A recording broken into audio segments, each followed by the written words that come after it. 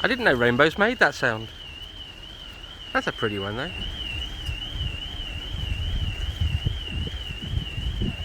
Whee!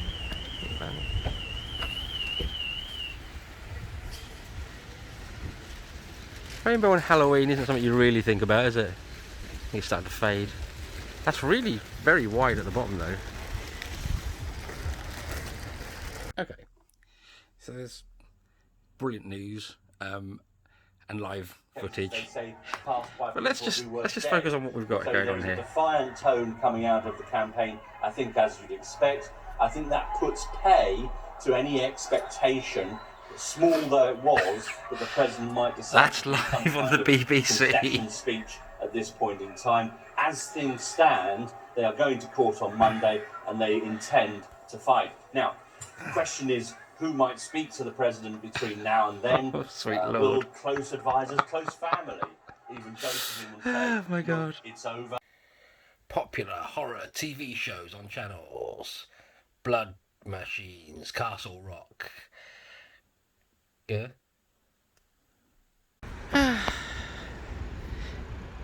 Seeing a cinema all dark and closed up is a bit sad, I must confess. I mean, it's not a school holiday, and it's only, what? I think it's about 11? Do you know, I have no idea what the time is. It might be about 11 in the morning. It could be 12? No, it's 11 something. It's 11 something. So actually, you know, it may not only be opening its doors till now at this time anyway, but it's because you kind of know it's empty and you know it's not been open for a couple of days. I think it's psychological, you can kind of feel it. But yeah, the car park is big empty ass car park. Frankie and Benny's closed down, signage all taken down. Occasionally ate in there. More often go to Pizza Hut, which is kind of behind this building. Those businesses seem open, even though the all-you-can-eat Indian buffet used to be called Tiffin's when I worked with them. Seems to be called something else now. So I don't know if they've just changed their name, changed hands. Not sure. McDonald's and Harvester still going fine. But yeah, it's just, I don't know. Just feels a bit weird and a bit sad to have this large empty car park. It reminds me a bit of, there's like a little mini leisure park right where I go in Orlando, which, funnily enough, my very first trip to Orlando in 1992, it housed the cinema and Flipper's Pizza, where Alex and I used to go every day for dinner. In my head, we went there at like 3 o'clock every day, which is bonkers. Why would we leave theme parks and go there? Perhaps we only went there a few times. Perhaps we didn't go there as much as my memory tells me. But the funny thing is I found it because it's more or less opposite the Enclave Suite, which is where I now stay a lot when I go to Florida. Wow.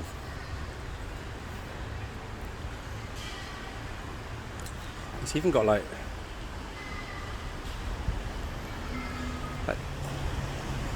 the inside all done out.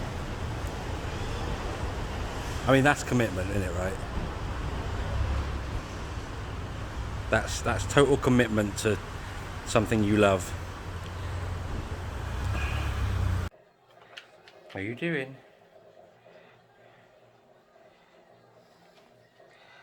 Weave? What are you doing, Shadow?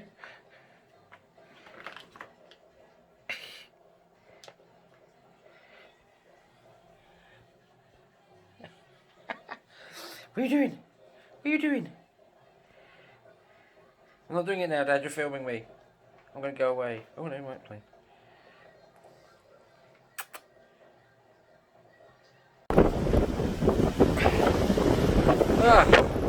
Back in Tenby.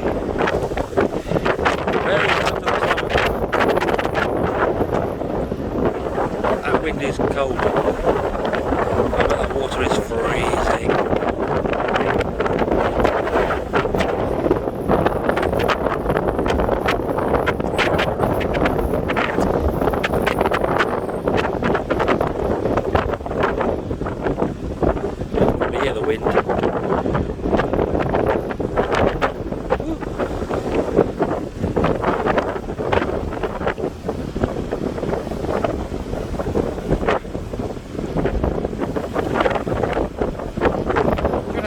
The sky is sort of a really green tinge to the sea.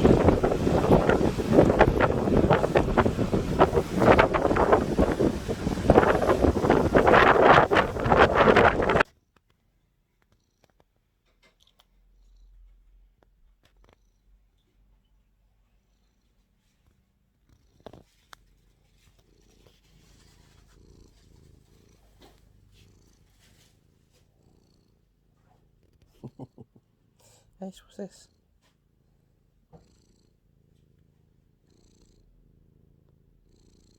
You've got stuff in there. Hey. Good boy.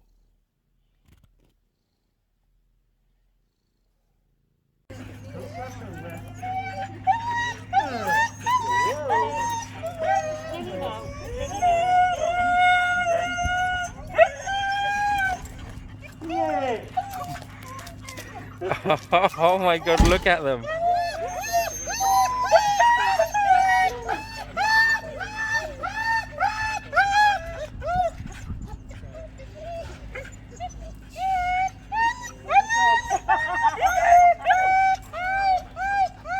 Oh, it's another dog.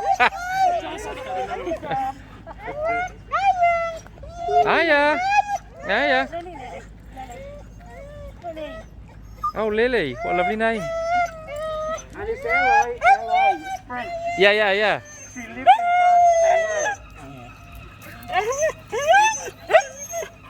France, Raven.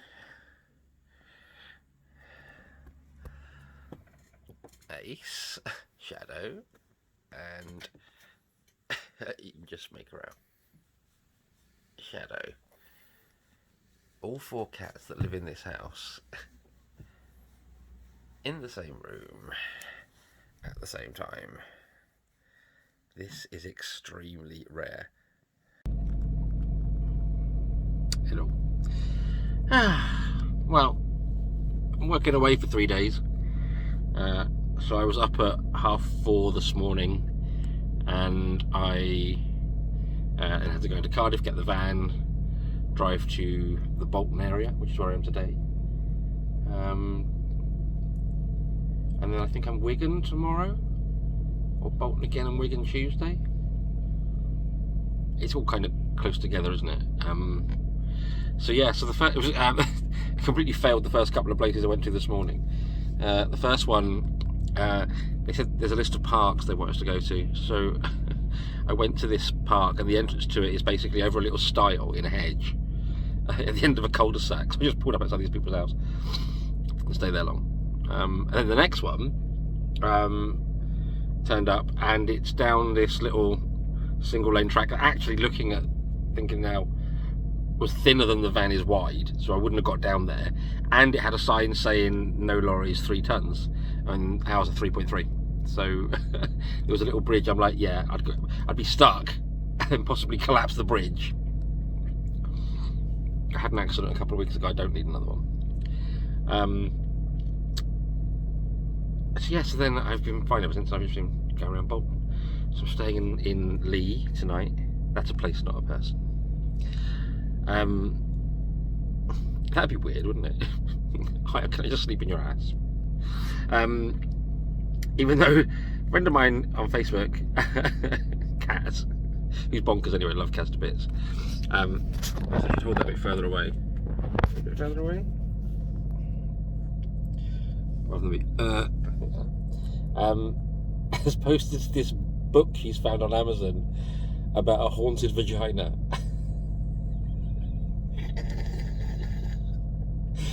The more I think about it, the sillier it is. So this couple get together, and he keeps hearing strange sounds from down there. Then she explains it's haunted. Then a zombie crawls out of it. So then she persuades him to crawl into it and explore like this other dimension. And then he falls in love with some other girl in there.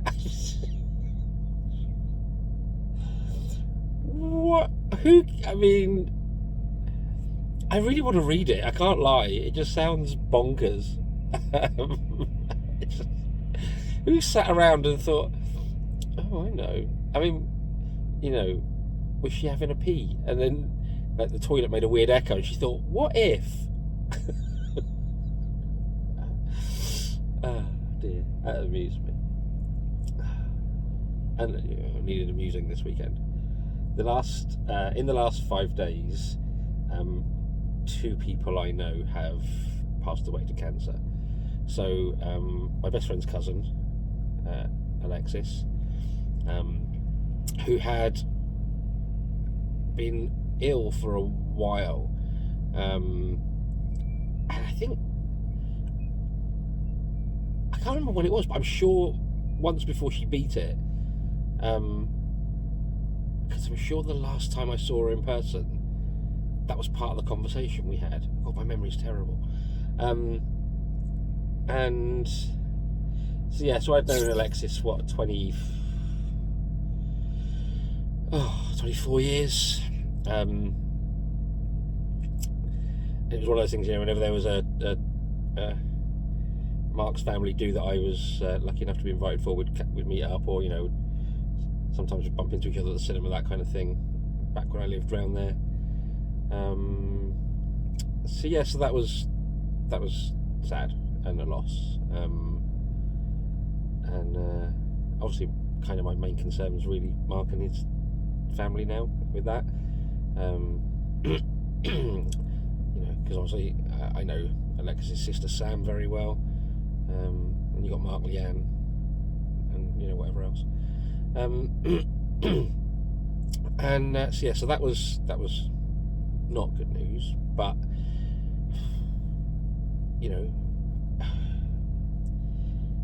there's always the side of it that's their pain is over and it's ours that begins. That's kind of part of me. There is always a part of me that's just happy for them, because I can't bear the thought of them being in pain, which is exactly the same thought process and reasoning for the other friend I've lost this week, which was the very, very lovely Jo West, who I knew through Telstars Theatre. She'd been a member some years when I joined, and we got on more or less straight away. Obviously, if you get to know everyone, don't you? And they were a much larger group back then as well. So we were a much larger group back then. So it took a while to kind of get to know everyone. But I remember Jo in the very first production I was involved in. There was a scene. It was The Crucible by Arthur Miller. And we had a cursed production. They'd struggled to find. That's how I came to be in the group, because they'd struggled to find someone to play Judge Haythorne, which is the role I took. I'm possibly the only person to get jazz hands into The Crucible. I managed, and it looked right and worked. Didn't look stupid. Well, no, it didn't. I think it worked. I believe the line was in the court scene. I was accusing one of the girls about talking to the devil and getting him to rise up, and I did rise up. I just did jazz hands. So it did work. It genuinely did work. And then the week of we had Murder Finding a Tituba, and it got to about 3 weeks before the show, and Terry was going to take on the role, and then we were concerned that obviously we were casting a middle-aged white Welsh woman in the role of Tituba, which is a woman of colour, and they got I think Terry herself wrote to Arthur Miller's estate, who came back and said actually Tituba wasn't black historically. She was what they classed as mulatto, which I'm not quite sure what that is. Is that like an indigenous American mixed race thing. I don't know. Anyway, and so they kind of said, look, you know, we appreciate you are at the 11th hour and don't really want to cancel your production. So, you know, we kind of give you our blessing to play it how you see fit. But then, as it happened, 2 nights before we were about to go on, Terry fell out of her loft and broke her back, essentially. So Wendy went on in the part brilliantly, I have to say. I think she had like a day to learn it. It wasn't a small part, and she had the script hidden on the various bits of the set for various scenes. You'd never have known. I don't actually think she ever used it. I think she genuinely got the lines down. I don't know if I'd have managed that. Then again, I'm terrible at learning lines, as anyone who's ever been in a play with me will tell you. I can just remember I think it's the first scene of like Act 5 or something, it's Tituba in the jail cell, and she was in the jail with Joe, and the pair of them were Joe just played this mad woman off her rocker. I'm not even sure that the other person's in the script. I'm not sure. But I just remember being really, really impressed with Joe just not giving a damn and making it's just been hilarious in this play that is not funny at all. I mean, if you know The Crucible, good lord, it's crap to, you know, slit your wrist to. I'm not a fan. And actually, I'm not a fan of Arthur Miller generally.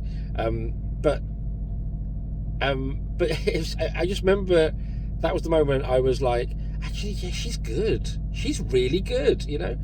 Then we did a couple other bits and pieces. So we did The Crucible, we did a panto, and then I directed A Midsummer Night's Dream, and Jo was my Titania, and she was glorious, because I wanted her to be a bit of a hard rock chick kind of look, because that's I'd been in a production where it was kind of done that way before, and it really works well.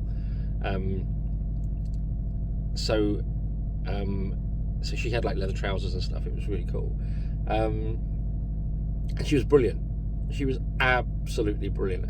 She kept trying to get more direction out of me, and I was like, no, because what you're doing is exactly what I want. So I've got nothing to say to you. Just go with your instincts, because you are right. I remember saying that to her on at least like 3 occasions, and I think she always felt a bit like I kind of left her to get on with it a bit, while other people I was sort of, you know, directing harder, if does that make sense. But it was just because she just nailed it.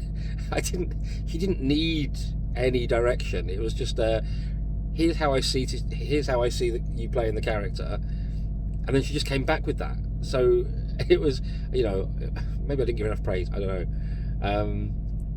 And then I wanted to take a break, because I'd sort of been in like 18 months for the productions, and just thought, I don't fancy festival doesn't sound like my cup of tea.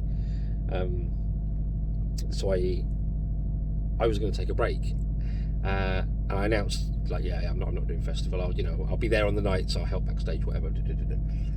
Even though, again, if anyone's ever worked backstage with me, you know that that's a really stupid idea. I break everything. I've only got to look at a light and it'll blow.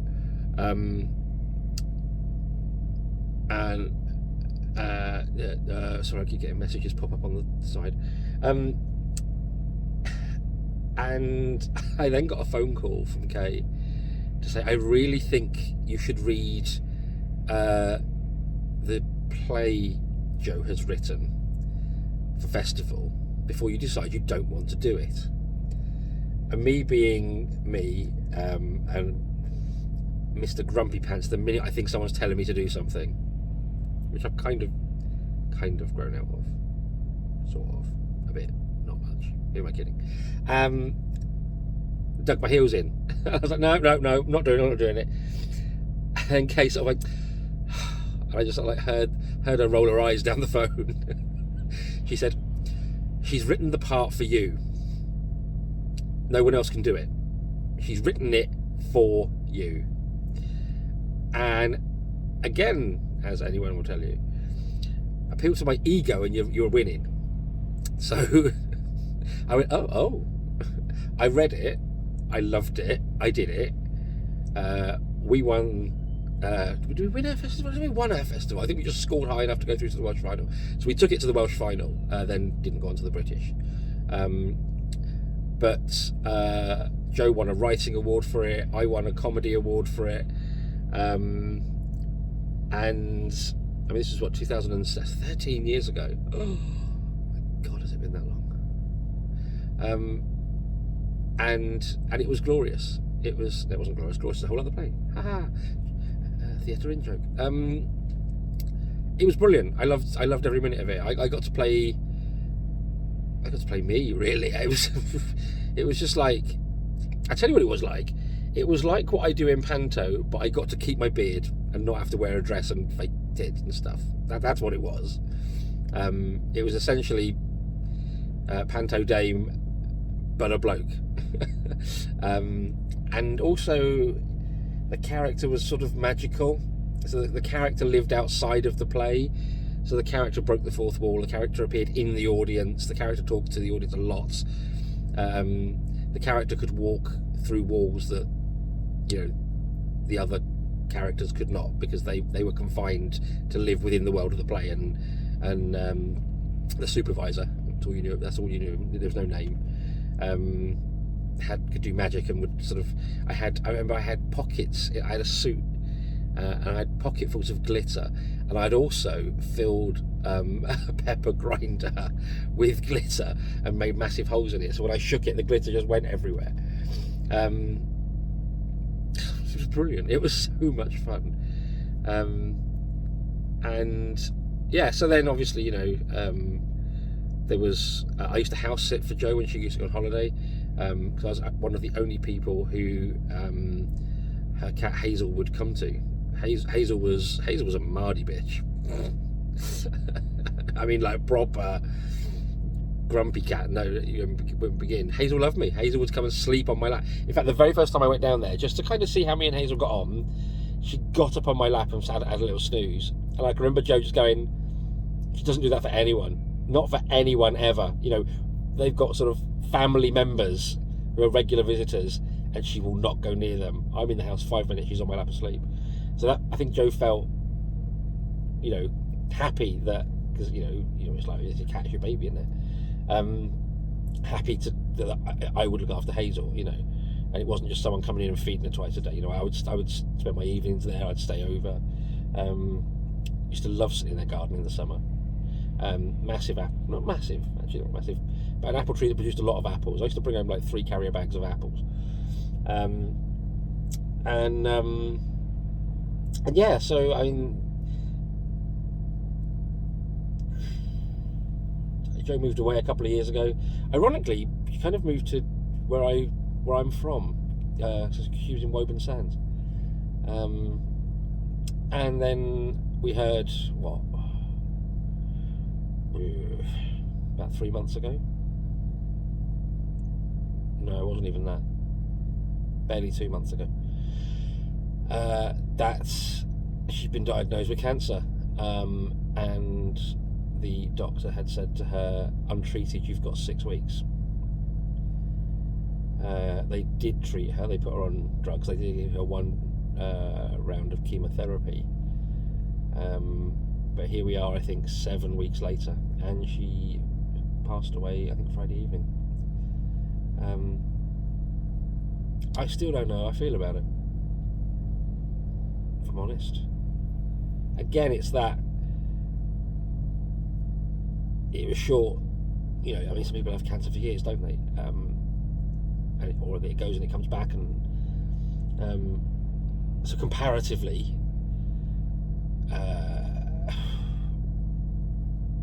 you can't say she was lucky. Got off lightly. I don't know what the phrase is there.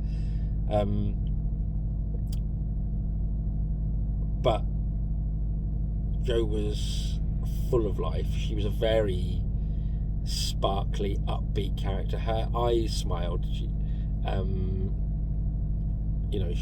always had an easy time in the time I've known her. She's gone through personal stuff. and you know, we used to laugh a lot, really, and yeah, I think I just can't quite believe it. She was 53, which is nothing, you know. I'm 50 in 6 months' time, 7 months' time, and yeah, it's.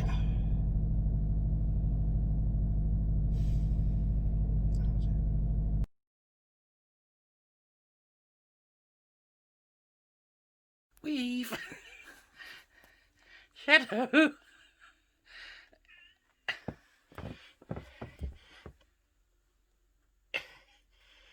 What are you doing there?